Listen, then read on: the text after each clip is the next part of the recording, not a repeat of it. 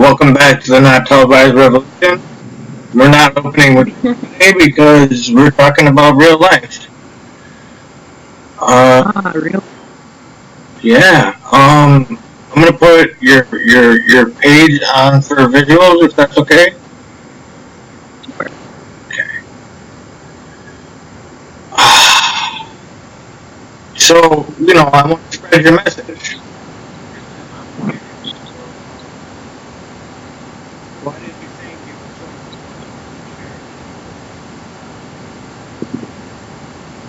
kind of repeat what you said? Well, I suffered a really excruciating heartbreak about a week ago and had to sever ties with someone I loved very much. And I found myself in such a state of despair and distress. Like all of my issues had tangled themselves together into one big, impossible mess that I was never going to be able to overcome.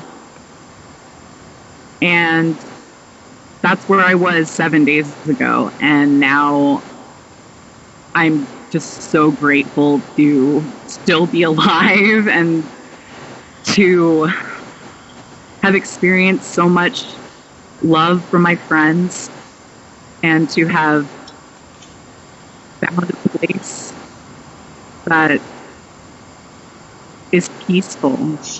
And it's just bizarre to me that I could possibly feel this much better, but it was really just a matter of breaking free.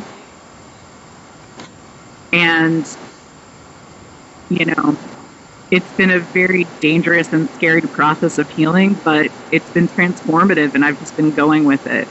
And I wanted to just tell anyone who finds themselves in that state where you've come up against a rock and a hard place and you don't think you're going to make it through this time. And you don't think you can take on all of the things that are wrong or messed up in your life or inside of you. I'm living proof right now. Right. Literally. That you can do this. You can make it. Wow, that's a cool demon. Looking at my painting, huh? Yeah. I was actually, I wanted to do an episode tonight, but people have lives. So I was thinking about doing an episode about myself, or I've been wanting to do a personality episode, and this is actually the first time we've spoken. Yeah, that's true.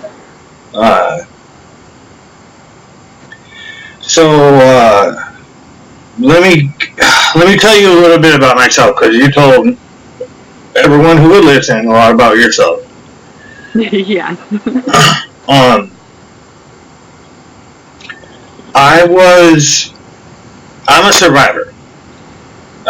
My stepfather took advantage of me every single time my mother went to, on her army reserve duty. Yeah, similar childhood trauma here. And I hear you. One day, when I was 6, my best friend was a 7-year-old girl, and very much my childhood sweetheart.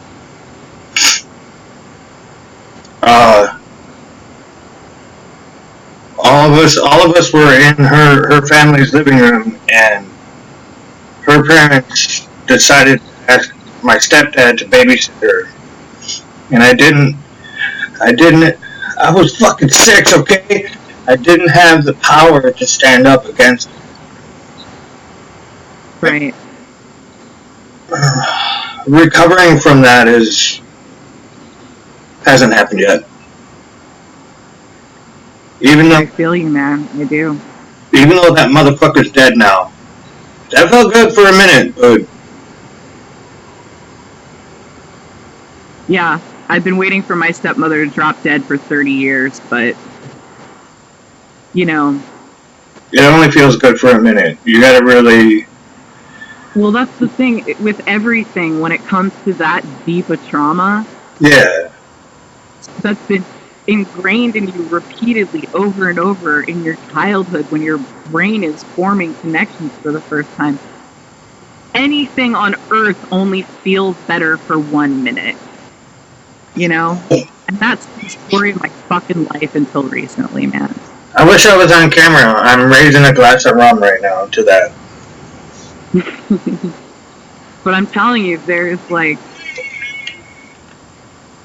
for me, I know that, sure, I'm still going to have some struggles ahead with this. But for the first time, I'm starting to feel at peace. And I can't even explain it. It's like, I think at some point, I just surrendered. And I said, okay, you know, I'm going to let this play out and not hide from it anymore. It was me and my demons, mano and mano. You know, my friends kept me from literally just completely losing my mind, but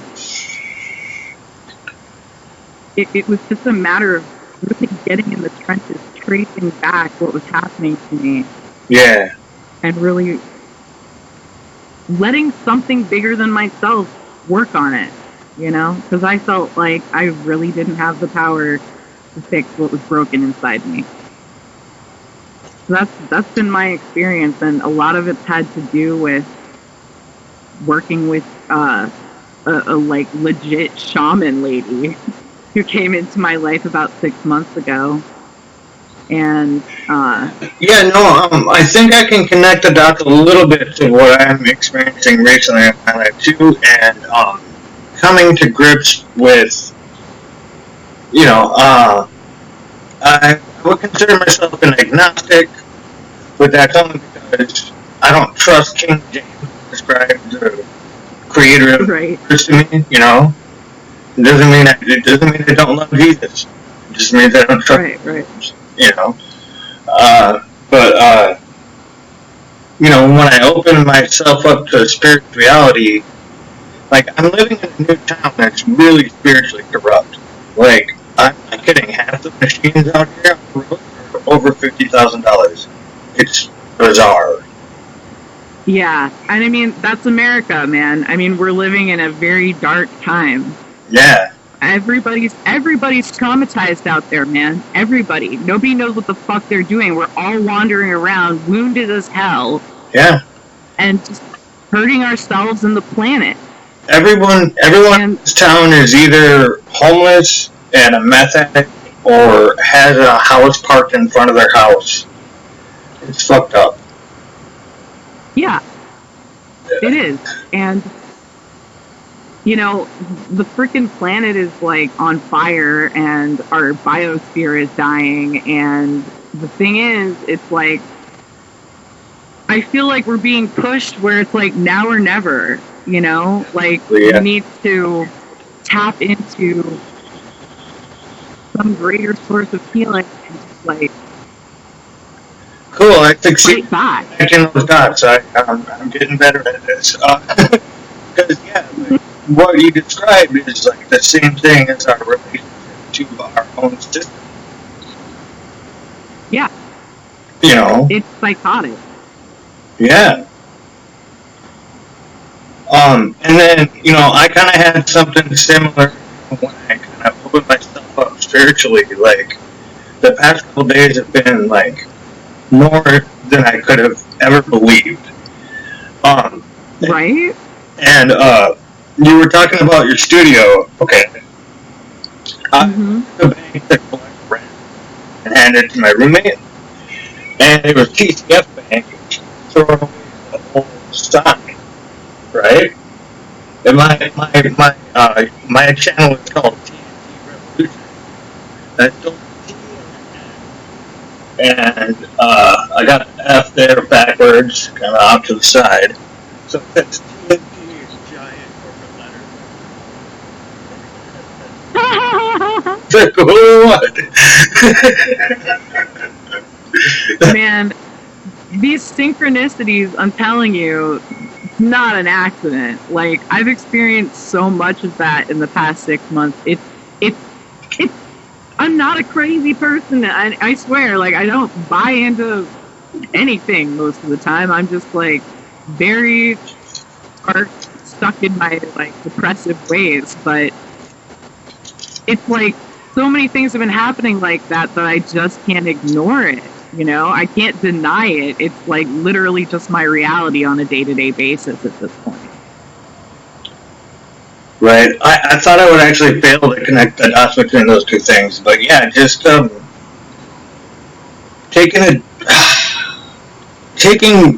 your situation head on gets you way farther than you think it will every time. And it builds your confidence because it's like you literally thought you couldn't face it, right? You know, and you did, and it's like, whoa, I'm so much stronger than I had any idea I was, you know. And you can take that with you into the next battle, and it's very meaningful and powerful. And so I might add, very important component to my recovery has been other people being willing to bear witness to my unbelievable suffering. Just be able to, like, just look at me when I'm, you know, a wreck, crying out in pain for, like, mercy, you know, just have somebody bear witness to what I was going through. Yeah. It was so healing. It was so healing. Yeah, I can't believe I have a loot from a bank heist, even though it was their dumpster, hanging on my wall right now. Oh yeah, there's no way I would have thought that. And even today, I committed the sin of going to a fast food restaurant, but I made the offhanded comment to someone like, they're playing the news at a fast food restaurant, I better see that. And he goes, I don't listen to CNN.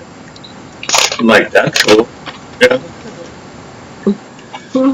I ended up in a full-on jam with 2 Trump supporters, and I'm a Bernie bro. Yeah. But it was cool. It was humanity. You know, we all respect each other, and the whole time sat back and listened to our Trump and they were like, wow, this is cool as fuck. You know, reality is more loving of you than it seems sometimes. That's how these stories connect, I think. Yeah, that's so true. I mean, I didn't get any cooperation.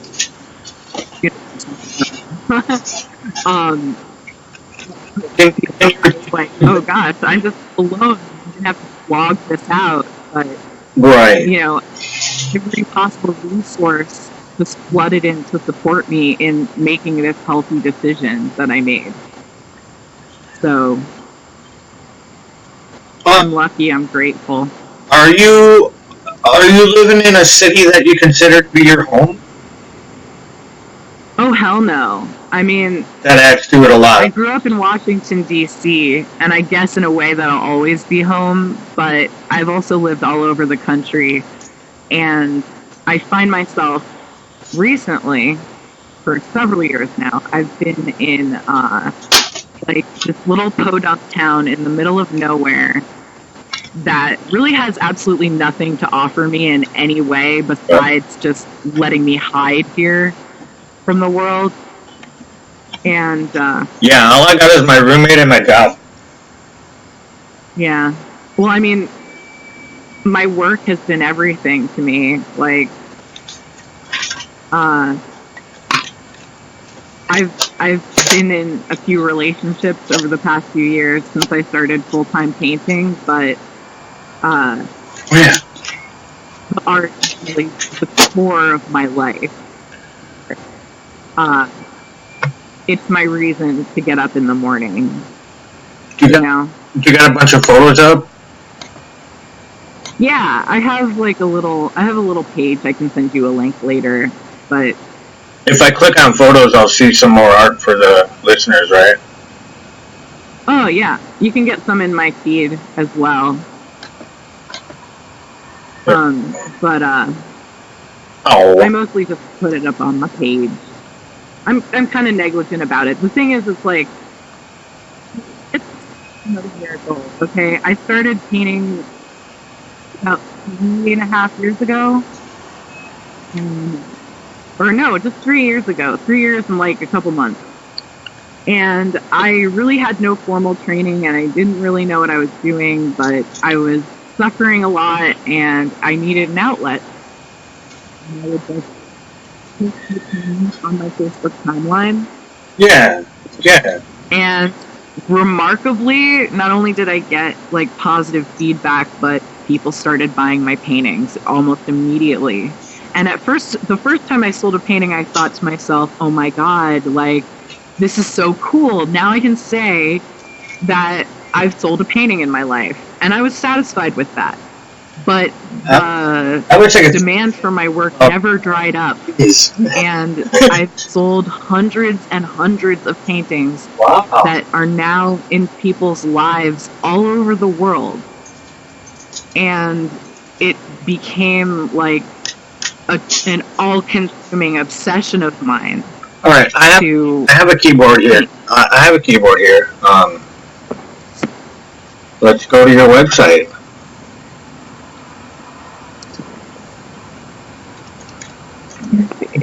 You have your website memorized.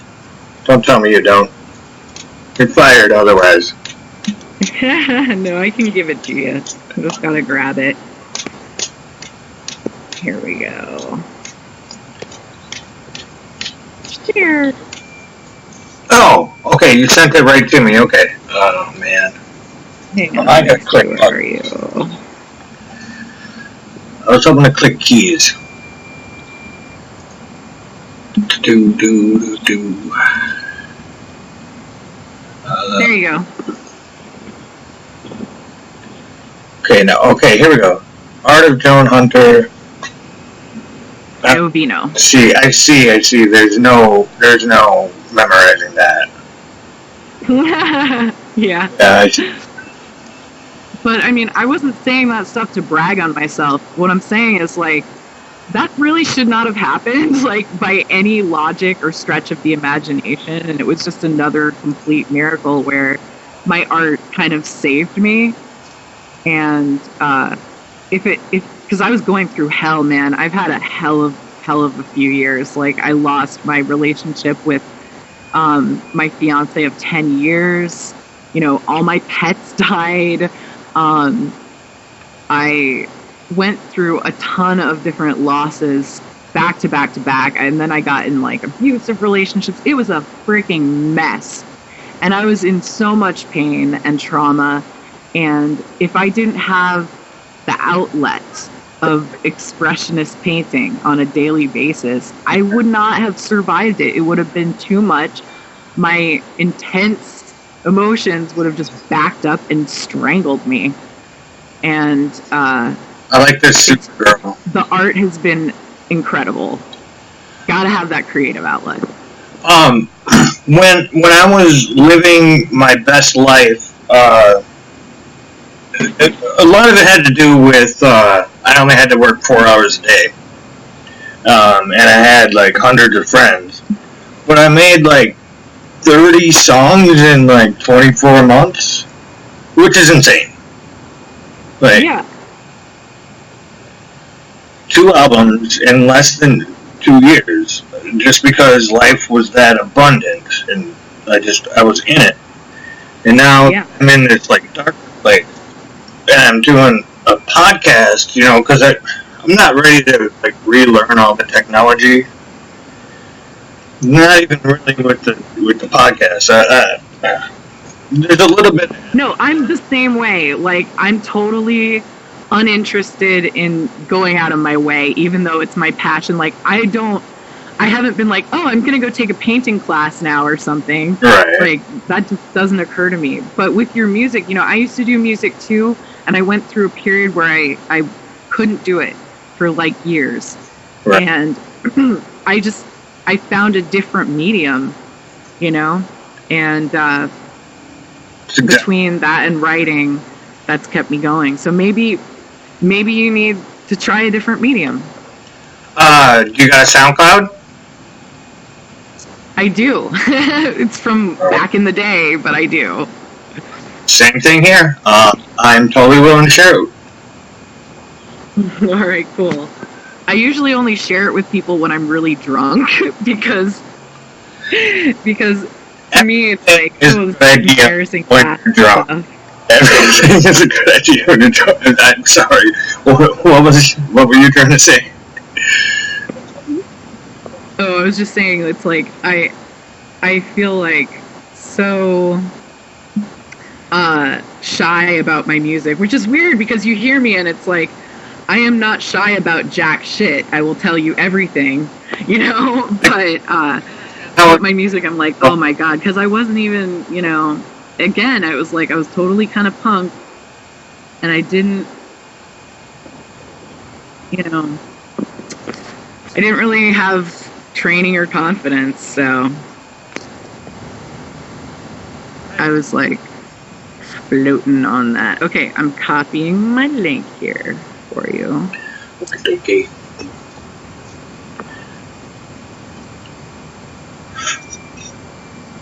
Oop. I always like to put something on the visual side of these podcasts. Here we go. There you go. Here we go. Stowaway.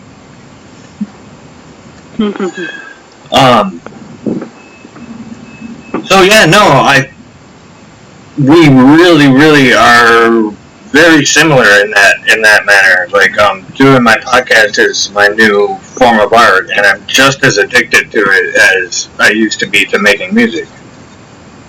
Like, and it's brought a lot to my spiritual life. It really has.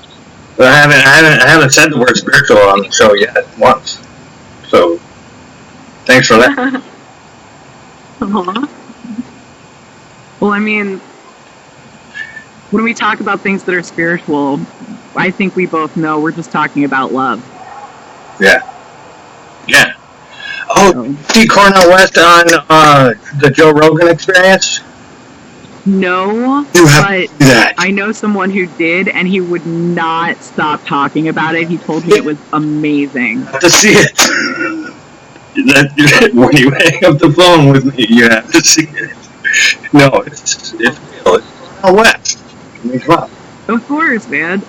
I love that man. Yeah, I know, right? Brings the prophetic fire every time. Yeah. Well, yeah, and he talks a lot about what music means to humanity. A lot, quite a bit. Yeah. Yeah. He's a beautiful person, man. I know, right? I'm getting goosebumps.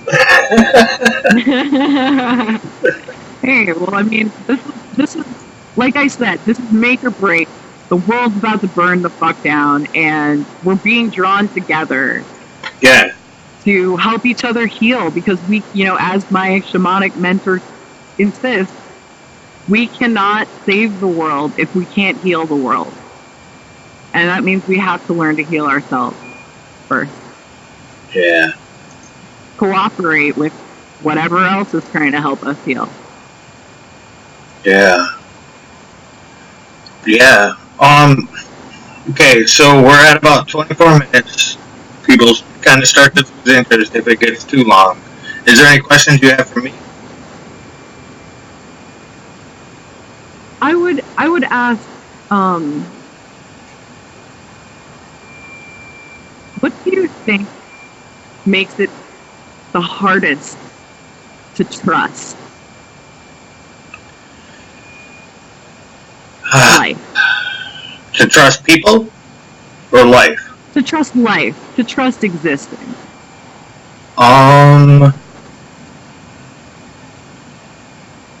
Well, I'm starting to get old, so there's that. But yeah, I'm only 42, but I haven't been nice on my body. Yeah, me too. What makes it hard to trust life? That's a fantastic question. I love hard questions. I'm liking you. It's a tough one. I threw a tough one at you. Okay. Propaganda. Yeah. The mainstream media, the TV commercials, convincing you to eat fast food and get fat. Are rotten and immoral and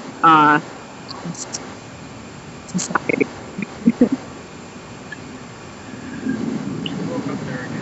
But just to finish my answer, the propaganda, eat fast food, but also be skinny and beautiful. Right.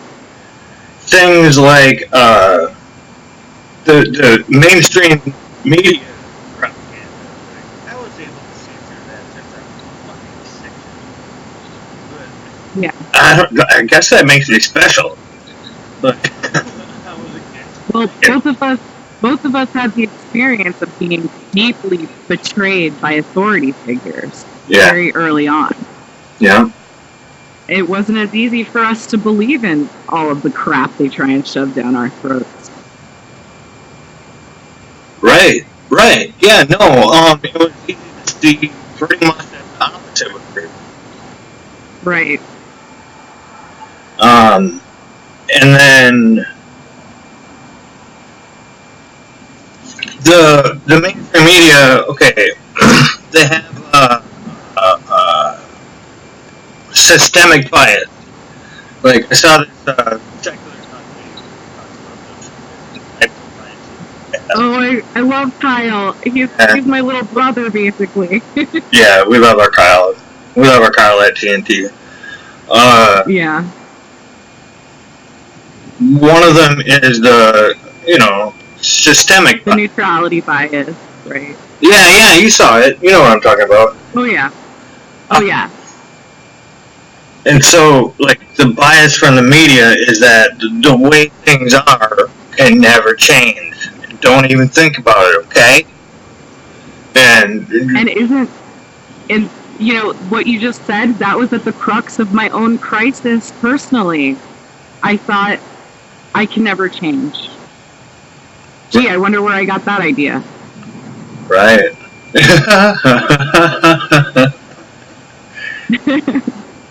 Man, what an amazing opportunity. I'm so glad you let me hit the record button. Aww.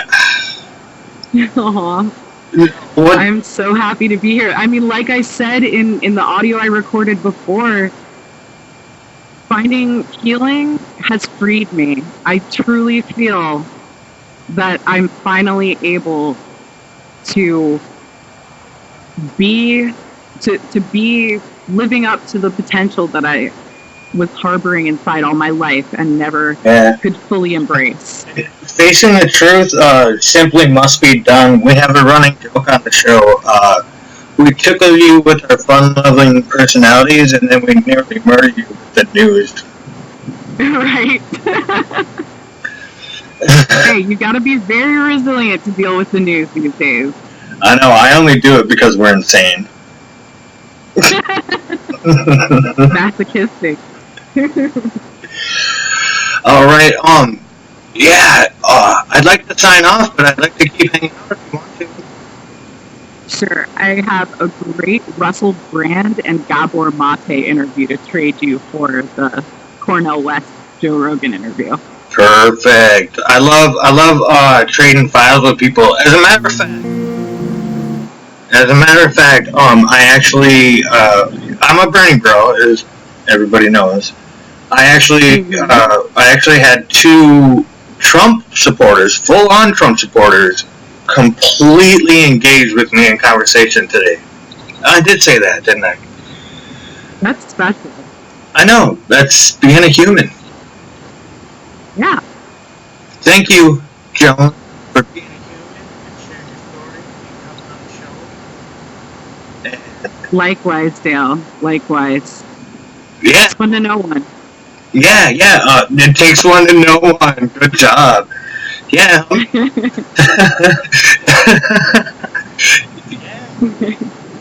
Yeah, help me spread the channel. The good news.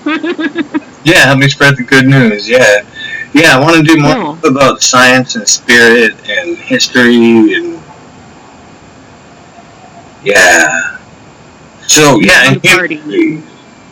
so yeah, you sharing your story about humanity. Just I'm broken and it's making me screw up the outro because it's amazing.